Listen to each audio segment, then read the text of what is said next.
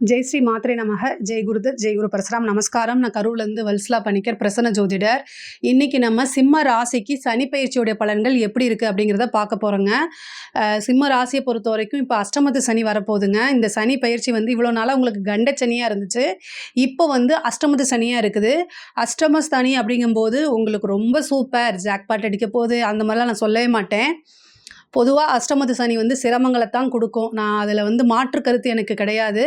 ஆனாலும் உங்களுடைய ராசியை பொறுத்த வரைக்கும் மற்ற ராசியை காட்டிலும் உங்களுடைய ராசிக்கு அதோடைய அஷ்டமத்து சனியுடைய பலன்கள் ரொம்ப குறைவு தான். குறைவுன்னா அதிகமாக உங்களுக்கு பெரிய லெவலில் கடுமையான தாக்கத்தை உண்டு பண்ணாது அப்படின்னு நான் சொல்லுவேன். ஏன் அப்படின்னா சிம்ம ராசியோடைய இயல்பு என்ன அப்படின்னா ஒரு விஷயத்தை டைமிங் பர்ஃபெக்டாக செய்யக்கூடிய நபர்கள். ஓகேங்களா? உங்களுக்கு பர்ஃபெக்ஷன் அப்படிங்கிறது ரொம்ப ரொம்ப முக்கியம். அதே மாதிரி டைமிங் அப்படிங்கிறது ரொம்ப முக்கியமாக கருதுவீங்க. அதை மட்டும் பெரிய லெவலில் பாதிப்பு. பொதுவாகவே நீங்கள் எல்லா விஷயத்துலையும் கரெக்டாக இருந்துட்டீங்க அப்படின்னா பெரிய லெவலில் உங்களுக்கு பாதிப்பு இருக்காது. சிம்ம ராசியில் எல்லா விஷயத்துலையும் கரெக்டாக தான் இருப்பீங்க. அதனால் பெரிய லெவலில் உங்களுக்கு பாதிப்பை ஏற்படுத்தாது அப்படின்னு நான் சொல்ல வரேன். அதே மாதிரி நேர்மையாக இருக்கவங்களுக்கு சனியோடைய பாதிப்பு அப்படிங்கிறது பெருசாக பாதிப்பு அடைய மாட்டாங்க. நேர்மை மீன்ஸ் என்னென்னா உங்களுக்கு நீங்கள் ஃபஸ்ட்டு நேர்மையாக இருங்க. அதுதான் நேர்மைனா மற்றவங்களுக்கு நம்ம நேர்மையாக இருக்கோங்கிறதுல நமக்கு எது நல்லது கெட்டது நமக்கு நம்ம நேர்மையாக இருக்கிறோமா அப்படிங்கிற ஒரு விஷயத்தில் சிந்தித்து செயல்படுங்க. முக்கியமாக ஒவ்வொரு விஷயத்தையும் யாரையும் அஷ்டமத்து காலகட்டங்களில் ரொம்ப கவனமாக இருக்குன்னா யாரையும் நம்பக்கூடாது. ஃபஸ்ட்டு நீங்கள் பேசக்கூடிய ஒவ்வொரு வார்த்தைகளும், ஏன்னா அவர் வாக்கு ஸ்தானத்தை தான் பார்ப்பார், 2ஆம் இடத்தை பார்ப்பார். அஷ்டமத்திலேருந்து 2ஆம் இடத்தை பார்க்குறாரு. பொருளாதாரத்தையும் அதுதான் 2ஆம் இடம் தான் குறிக்கும். வாக்கு நம்ம பேசக்கூடிய வார்த்தையும் 2ஆம் இடத்தை தான் குறிக்கும். எப்போவுமே நீங்கள் ஒரு அமைதியான டைப்புன்னு வச்சுக்கோங்களேன், இந்த சனியோடைய பார்வை மட்டும் உங்களை தூண்டி விடும். புரியுதுங்களா? அதனால் இந்த காலகட்டத்தில் நீங்கள் என்னென்னா அமைதியாக இருக்கிறதா நல்லது. அஷ்டமத்து சனி நடக்குது, உங்களுக்கு ஒருத்தர் கோவப்படுத்துகிறாரு அப்படின்னா நீங்கள் என்ன செய்யணும் அப்படின்னா, ஐயோ அவரை நீங்கள் சனியாக நினச்சிக்கோங்க. உங்களுக்கு உங்களை கஷ்டப்படுத்துகிறவங்க, கோவப்படுத்துகிறவங்க இவங்க எல்லாத்தையுமே நீங்கள் மனசுக்குள்ளே என்னென்னா இவர் நமக்கு சனி, இவர் நம்மளை தூண்டி விட்றாரு, அமைதியாக போயிடணும், உஷாரா இரு அப்படின்னு நீங்களாக உங்களை சொல்லிக்கிட்டீங்கன்னா அந்த இடத்துலேருந்து ஈஸியாக மூவ் ஆன் பண்ணி போயிடுவீங்க. பொதுவாகவே கோவப்படாமல் இருக்கணும். பொதுவாக இயல்பாக மக நட்சத்திரம், சிம்ம ராசியில் இருக்கக்கூடிய மக நட்சத்திரம் டக்குன்னு கோவப்பட்டுருவாங்க. அந்த ஒரு விஷயத்தை மட்டும் உணர்ச்சி வசப்படக்கூடாது. அந்த ஒரு விஷயத்தை மட்டும் ரொம்ப கண்ட்ரோலாக பண்ணுங்கள். உங்களுடைய உங்களுடைய உணர்ச்சிகள் எல்லாம், ஐம்புலன்கள் எல்லாமே அடக்கி ஆண்டுட்டீங்க அப்படின்னா இந்த 2.5 வருஷத்தில் உங்களுக்கு எந்தவித பாதிப்பும் இல்லாமல் வெளியில் வந்துடலாம். பொதுவாகவே அஷ்டமத்து சனிங்கிறது கொஞ்சம் நெஞ்ச பாதிப்பை கொடுக்காது. நிறைய கடக ராசியில் உங்களுக்கு அன்பர்கள் இருக்காங்க, நண்பர்கள் இருக்காங்க அப்படின்னா தயவுசெய்து அவங்கக்கிட்ட கேட்டு என்ன நடந்துச்சுன்னு தெரிஞ்சுக்கோங்க. இல்லைன்னா நீங்கள் அதாவது இதெல்லாம் ஒரு எக்ஸ்பீரியன்ஸுக்காக நான் உங்களுக்கு சொல்கிறேன். பொதுவாகவே நீங்கள் உங்களுடைய வேலை உண்டு, நீங்கள் உண்டு அப்படின்னு இருந்தால் பெரிய லெவலில் பாதிப்புகள் இருக்காது. சரி, சனியோடைய பார்வை உங்கள் ராசிக்கு 10ஆம் இடத்துக்கு வருது, 2ஆம் இடத்துக்கு வருது, 5ஆம் இடத்துக்கு வருது. இந்த 5ஆம் இடம்ங்கிறது தான் இருக்கிறதுலே ரொம்ப நல்ல இடம். இந்த 5ஆம் இடத்தை பார்க்குறது ஒரு பெரிய அதிர்ஷ்டம்தான். முக்கியமாக சிம்மராசிக்காரங்க தாரக மந்திரமாக நம்ம அமைதியாக இருக்கணும், அட்ஜஸ்ட்மெண்ட் பண்ணி போய்க்கணும், அமைதியாக இருந்துக்கணும், அட்ஜஸ்ட்மெண்ட் பண்ணி போய்க்கணும். இதை மட்டும் சொல்லி மெடிடேஷன் பண்ணி பழக்கப்படுத்திக்கங்க. வேறு வழியே இல்லைப்பா. உங்களுக்கெல்லாம் சனியோடைய தூண்டி விடக்கூடிய தன்மை அதிகமாக இருக்கும். ஒரு விஷயத்தை கமிட்மெண்ட் பண்ணாதீங்க. இந்த டைமில் நான் செஞ்சு கொடுக்குறேன், கடனை இந்த டைமில் திருப்பி கொடுக்குறேன், வாங்கின கடனை இந்த டைமில் கொடுக்குறேன், இந்த டைமில் உங்களுக்கு நான் இதை செஞ்சு கொடுக்குறேன் அப்படின்னு கமிட்மெண்ட் மட்டும் கண்டிப்பாக பண்ணவே கூடாது. பாலிஷாக சொல்லிடுங்க. உங்களுக்கு 10 நாளில் ஒரு வேலை செய்ய முடியும் அப்படின்னா 1 மாதம் டைம் கேட்டு பண்ணுங்க. அப்போ தான் கமிட்மெண்ட் பண்ணிட்டீங்களானே அந்த டைமுக்குள்ளே உங்களால் முடிக்க முடியாது. கமிட்மெண்ட் கொடுத்தீங்கன்னா அந்த டைமுக்குள்ளே திருப்பி பணத்தை செலுத்த முடியாது. இந்த மாதிரி விஷயங்கள்லாம் கொண்டு வந்துடும். ஸோ அதனால் கமிட்மெண்ட் பண்ணாமல் நீங்கள் ஒரு விஷயத்தை செய்யுங்க. அதே மாதிரி இந்த அஷ்டமத்து சனியில் எதிர்பார்ப்பு இல்லாத ஒரு வாழ்க்கை தான் சிறந்த வாழ்க்கையாக அமையும். அதனால் எந்த ஒரு விஷயத்துலையுமே எக்ஸ்பெக்டேஷன் பண்ணாதீங்க. அது வெளியிலையாக இருந்தாலும் சரி, வீட்டுக்குள்ளேயா இருந்தாலும் சரி. முக்கியமாக கணவன் மனைவி ஒருவருக்கு ஒருவர் அனுசரித்து போகணும். எதிர்பார்ப்பே இருக்கக்கூடாது. ஓகேங்களா? நமக்கு போனால் இது அவங்க பண்ணி கொடுப்பாங்கன்னு மட்டும் எப்போவுமே நினச்சிடாதீங்க. அது கோபத்தை தூண்டும், சண்டை வரும், பிரிவினை வரும், அது பெரிய லெவலில் மாறும். அப்புறம் வீட்டை விட்டு வெளில போவாங்க, அவமானங்கள் வரும், இது எல்லாமே வரும். ஸோ அதனால் அமைதியாக பொறுமையாக போகிறது தான் ரொம்ப ரொம்ப நல்லது. இது எல்லாமே உங்களோட நன்மைக்கு சொல்கிறேன். உங்கள பயமுறுத்தணும், உங்கள கஷ்டப்படுத்தணும் அப்படிங்கிற நோக்கம் எனக்கு துளியளவும் கிடையாது. வரத்துக்கு முன்னாடி உஷாரா இருந்துக்கிறது நல்லது. அதேமாரி அஷ்டமத்து சனி வந்து பார்த்திங்கன்னா, பெரிய லெவல்ல ஒரு உயிர்கண்டத்த குடுக்குமானா, அந்த மாரிலாம் குடுக்காது. ஆயுள் காரகன் சனி தான். அவர் அஷ்டமத்துக்கு போறது நல்லது தான். ஆனா, வண்டி வாகனங்கள்ல போகும்போது கவனமாக இருங்க. அஷ்டமம் அப்படிங்கிறது விபத்துக்கு உண்டான ஸ்தானம் தான். அதனால வண்டி வாகனங்கள்ல போகும்போது ரொம்ப ஜாக்கிரதையா இருக்கணும். அதாவது உங்களுடைய ராசிக்கு அதிபதி சூரியன்ங்க. அதனால வந்து உங்களுக்கு எப்போவுமே நன்மை வந்து என்னன்னா பகலில் தான் நடக்கும். நைட்டு வந்து நடக்காது. இது வந்து இயல்பானது உங்கள் ராசியை பொறுத்த வரைக்கும். அதனால தான் சிம்ம ராசியை பொறுத்த வரைக்கும் நைட் டைம் ட்ராவல் வந்து பண்ணாதீங்க. மேக்ஸிமம் வந்து பகல் டைமில் பண்ணுங்கள். அப்படி இல்லை அப்படின்னா இப்போ இந்த காலகட்டங்களில் வந்து சனியோடைய புத்தியோ அல்லது சனியோடைய திசையோ இது மாதிரி ஏதாவது ஒரு திசையில் சனியோடைய புத்தி நடக்குது அப்படின்னா நைட் டைம் ட்ராவலை அவாய்ட் பண்ணிக்கோங்க. முடிஞ்ச அளவுக்கு வந்து ட்ரெயினில் போகிறதோ இல்லை நீங்கள் செல்ஃப் ட்ரைவ் பண்ணாமல் இருக்கிறது ரொம்ப ரொம்ப நல்லது. உத்தியோகத்தை பொறுத்த வரைக்கும் சூப்பராக இருக்குங்க. தொழிலை பொறுத்த வரைக்கும் தொழில் ஸ்தானத்தை பார்க்குறாரு. தொழிலில் அலட்சியங்கள் கூடாது. புது நபர்களுடைய இது வந்து உங்களுக்கு வரதுக்கு வாய்ப்புகள் இருக்குது. புதுசாக பார்ட்னர் வரதுக்கு வாய்ப்பு இருக்குது. அவங்க யார் என்னன்னு பார்த்து நம்பிக்கைக்குரியவங்களான்னு பார்த்துட்டு நீங்கள் உங்களுடைய வெல்விஷர்கிட்ட வந்து என்னென்ன டிஸ்கஸ் பண்ணிவிட்டு அதுக்கப்புறம் சேர்த்துங்க. அஷ்டமத்து காலகட்டங்களில் அஷ்டமத்து சனி வரக்கூடிய காலகட்டங்களில் யாரையும் நம்பாமல் இருக்கிறது தான் நல்லது. ஆனாலும் நம்ம ஒரு சில விஷயங்களை ஒருத்தங்களை நம்பி தான் நம்ம முன்னெடுத்து போக முடியும். அப்படிங்கக்கூடிய காலகட்டங்களில் அதுக்கு என்ன அப்படிங்கிறத அதாவது அதில் ஏதாவது ஒரு பிரச்சனைனா அதை எப்படி சால்வ் பண்ணுறதுங்கிறத முன்கூட்டியே யோசித்து செயல்படுங்க. சிந்தித்து செயல்பட்டாலே பெரிய லெவலில் நஷ்டங்களை தவிர்க்க முடியும். தொழில் ஆல்ரெடி போயிட்டுருக்கக்கூடிய தொழிலில் வந்து சிறு சிறு தடைகள், தாமதங்கள், ஏற்கனவே இது பண்ணுறதுல டிலே ஆகிறது, இந்த மாதிரி கஷ்டங்களை கொடுக்கத்தான் செய்யும். அதுக்கு நீங்கள் வந்து கால பைரவர் வழிபாடு பண்ணுங்கள். தொழிலில் உங்களுக்கு சிம்ம ராசிக்காரங்க முக்கியமாக பரிகாரம் அப்படின்னா இந்த அஷ்டமத்து சனியில் கால பைரவர் வழிபாடு பண்ணுங்கள். ஞாயிற்றுக்கிழமை உங்களுடைய ராசிக்கு உகந்த நாள் சண்டே ஞாயிற்றுக்கிழமை தான். அந்த காலகட்டத்தில் பிரதோஷ வேலைன்னு சொல்லக்கூடியதும் ராகு காலமும் ஒன்றாக இணையக்கூடியது வந்து 4:30 to 6 4:30 to 6 தான் பிரதோஷ வேலை. நித்தியமாக பிரதோஷம் ஒவ்வொரு நாளும் 4:30 to 6 பிரதோஷ காலம். அதே மாதிரி ஞாயிற்றுக்கிழமை ராகு காலம் 4:30 to 6.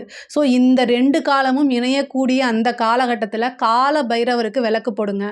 அதாவது இது ஏன் சொல்கிறேன் அப்படின்னா சனியோடைய தாக்கத்தை குறைக்கணும் அப்படின்னா சனியோடைய குருநாதரே யாருன்னா கால பைரவர் தான். ஏன்னா கர்மக்காரகன் சனிக்கு ஒரு பேர் இருக்குது. இந்த கர்மம் எதனால் வருது? காலத்தால் வருது. ஸோ காலத்தை வென்றவர் காலபைரவர். அதனால் நம்ம காலபைரவரை பிடிச்சிட்டோம்னா முடிஞ்சு போச்சு ப்ராப்ளம். ஸோ ஒவ்வொரு ஞாயிற்றுக்கிழமையும் அல்லது மாதம் ஒரு முறையாவது 4:30 to 6 ராகு காலமும் பிரதோஷ வேலையும் இருக்கக்கூடிய அந்த காலகட்டத்தில் கால பைரவருக்கு செவ்வரளி பூ போட்டு மனசார அவருக்கு பிரார்த்தனை பண்ணிவிட்டு 2 தீபம் நல்லெண்ணெய் தீபம் போட்டு சனினால் ஏற்படக்கூடிய அத்தனை தோஷத்தையும் போக்கு பகவானேன்னு வேண்டிக்கிட்டு உங்களுடைய வேலையை நீங்கள் பார்த்தாலே மிகப்பெரிய லெவலில் உங்களுக்கு அஷ்டமத்து சனி பாதிப்பை ஏற்படுத்தவே ஏற்படுத்தாது. அதை சனியினால் ஏற்படக்கூடிய பாதிப்புகள் குறைந்து நன்மைகள் அதிகரிக்கும். அதே மாதிரி எக்கனாமிக்கல் வைஸ் ரொம்ப சூப்பராக இருக்குங்க. 10ஆம் இடத்தையும் பார்த்து 2ஆம் இடத்தையும் பார்க்குது. தொழில் ரீதியாக நல்ல வருமானங்களை கண்டிப்பாக கொடுத்துருவாரு. அதில் எதுவுமே தடை பண்ண மாட்டார். ஏன்னா தனஸ்தானம்ங்கிறது 2ஆம் இடம் தான். அப்போ உங்களுக்கு தனம் அப்படிங்கிறது உறுதியாக உண்டு. அதே மாதிரி நிரந்தரமாக உண்டு. இந்த காலகட்டத்தில் நீங்கள் செய்யக்கூடிய ஒரு புது முயற்சினால் நிரந்தரமான வருமானம்ங்கிறது உறுதியாக உண்டுங்க. நீங்கள் எடுக்கக்கூடிய ஒவ்வொரு முயற்சியுமே வந்து சக்ஸஸ் ஆகணும் அப்படின்னா காலபைரவர் வழிபாடு பண்ணுங்கள். பணங்காசு தங்கு தடை இல்லாமல் வரதுக்கு உண்டான வாய்ப்புகள் இருக்குது. அதே மாதிரி கடன் ரீதியாக இருக்கக்கூடிய பிரச்சனைகள் வந்து கைவோங்கும். அதையும் நீங்கள் பார்த்து கவனத்தில் இருக்கணும். முக்கியமாக தொழில் ரீதியாகவோ அல்லது உத்தியோக ரீதியாகவோ கடுமையான மன உளைச்சல், உடல் உளைச்சல் இது எல்லாமே ஏற்படும். மன ரீதியாகவும் சரி உடல் ரீதியாகவும் சரி நிறைய டென்ஷன், டிப்ரெஷன், பாதிப்பு இது எல்லாமே ஏற்படும். அந்த பாதிப்பை கொண்டு வந்து வீட்டில் இருக்க நபர்கள்கிட்ட தயவு செய்து காமிக்காதீங்க. அமைதிப்படுத்துக்குங்க. வேறு வழி ஆப்ஷன் இப்போதைக்கு இல்லை. அதனால் பொறுமையாக இருக்கணும். மெடிடேஷன் பண்ணணும். காலபைரவர் வழிபாடு பண்ணணும்.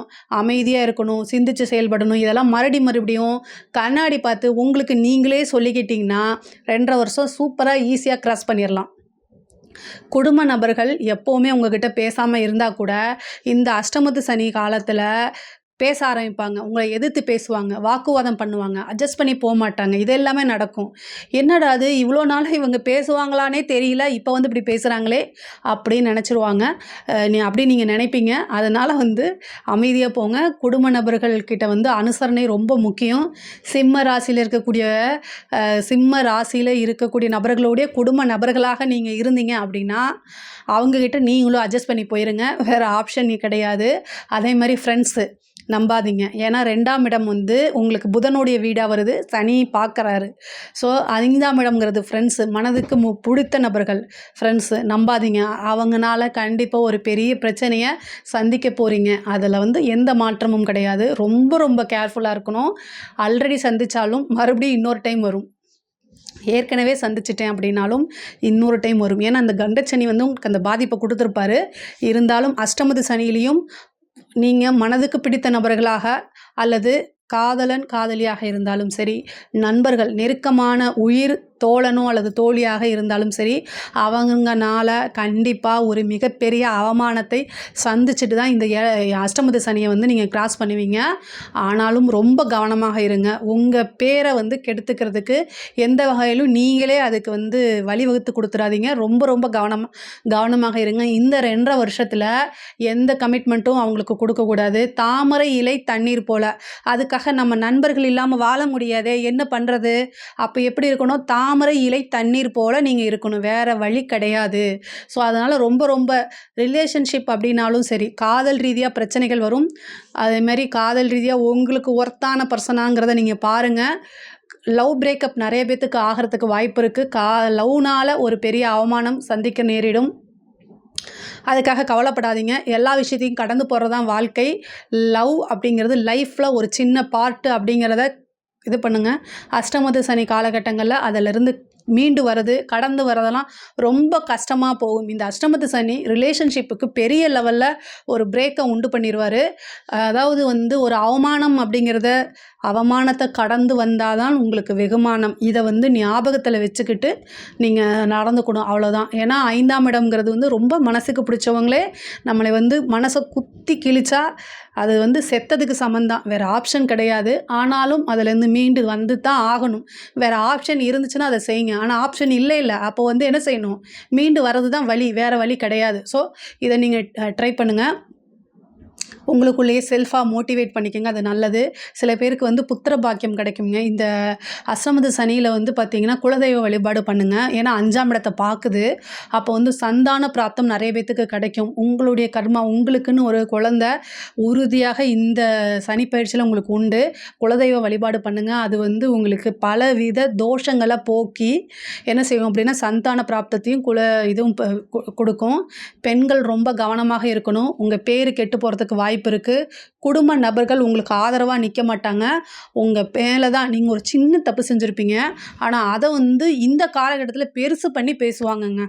ஒரு சின்ன தப்பு செஞ்சிருப்பீங்க. அத வந்து சுட்டி காமிச்சு, இவ்வளோ இதுக்கு முன்னாடி பெரிய விஷயம்லாம் செஞ்சிருப்பீங்க. அதெல்லாமே கண்ணுக்கு தெரியாது. இந்த காலகட்டத்தில நீங்களே மனச கஷ்டப்படுத்திட்டு இருப்பீங்க. அத வந்து இன்னும் ஊதி பெருசாக்க தான் குடும்ப நபர்கள் காத்துட்ருப்பாங்க. வேற வழி இல்ல. அமைதியா போணும். ஏத்துக்கணும். அவ்வளோதான். இதெல்லாம் வந்து கடந்து வந்து பழகிக்கணும். பொதுவாவே அமைதியா இருந்து பழகிக்கிட்டா அது ரொம்ப ரொம்ப நல்லது. இந்த காலகட்டத்தில அது கஷ்டம். நான் ஒரே லைன்ல அமைதியா இருங்கன்னு சொல்லிருவேன். ஆனா, இந்த காலகட்டத்தில அது ரொம்ப கஷ்டமானது.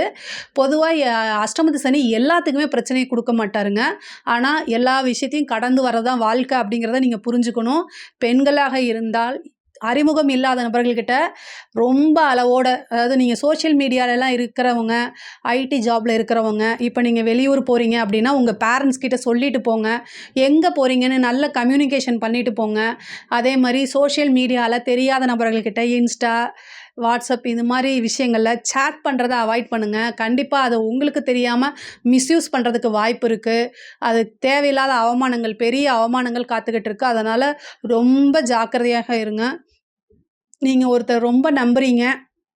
அவர் உங்களுக்கான கணவர்ன்னு சொல்ல வரல. லவ்வரா இருக்கலாம். அல்லது ரொம்ப நெருக்கமான நண்பரா இருக்கலாம். ஆனா, இந்த காலகட்டத்தில யாரையும் நம்பி வெளியில போகாதீங்க. உங்களுக்கு நீங்க யார நம்பணும்னா, கல்யாணம் ஆன பெண்களா இருந்தா கணவர நம்புங்க. கல்யாணம் ஆகாத பெண்களா இருந்தா யார நம்பணும் அப்படின்னா, உங்க உடன் பிறந்த சகோதரனையும், பெற்றோர்களையும் தவிர வேற யாரையுமே நம்பக்கூடாது. இந்த கேட்டகரியில நீங்க ஏன்னா இது மாரி இருந்துட்டீங்க அப்படின்னா, கண்டிப்பா உங்களுக்கு பெரிய லெவல்ல பிரச்சனைகள் எதுவுமே வராது. ஆனா இருக்க விடாது. அதனால நீங்க உங்கள ட்ரெயின் பண்ணி ரொம்ப ரொம்ப ஜாக்கிரதையா, கவனமாக இருக்கிறது தான் நல்லது.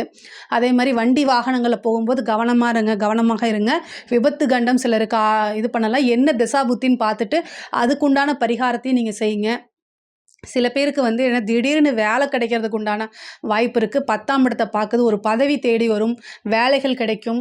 பொதுவாவே வந்து இந்த ரிலேஷன்ஷிப்பு, அவமானம், மனக்கஷ்டம் இது எல்லாம் குடுத்தாலும், ஆனா பொருளாதார ரீதியா நெருக்கடிகள் வராது. அதே மாரி நல்ல வேலை கிடைக்கிறது. இந்த மாரி அமைப்புகள்லாம் இருக்கு. இப்போ பெண்களாக இருந்தா கல்யாணம் ஆன பெண்களாக இருந்தால் மாங்கல்ய ஸ்தானத்துக்கு சனி வந்திருக்காரு. கணவருடைய தேக ஆரோக்கியத்தில கவனமாக இருக்கணும்.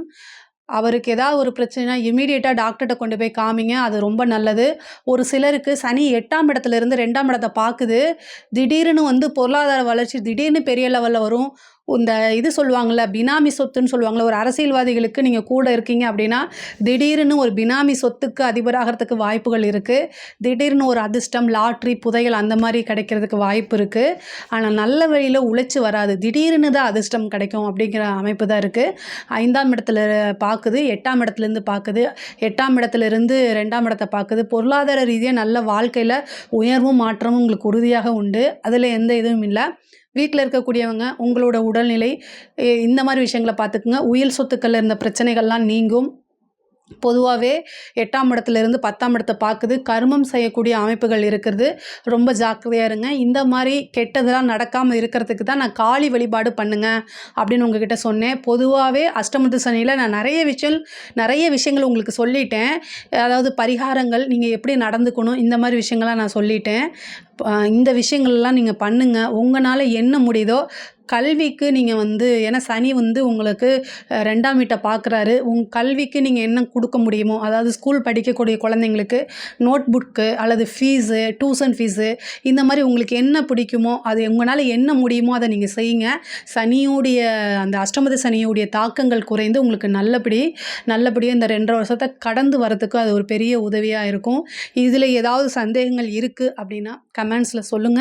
கண்டிப்பா நான் ஆன்சர் பண்றேன். நம்மளுடைய சேனல லைக் பண்ணுங்க, ஷேர் பண்ணுங்க, சப்ஸ்கிரைப் பண்ணுங்க. நன்றி, வணக்கம்.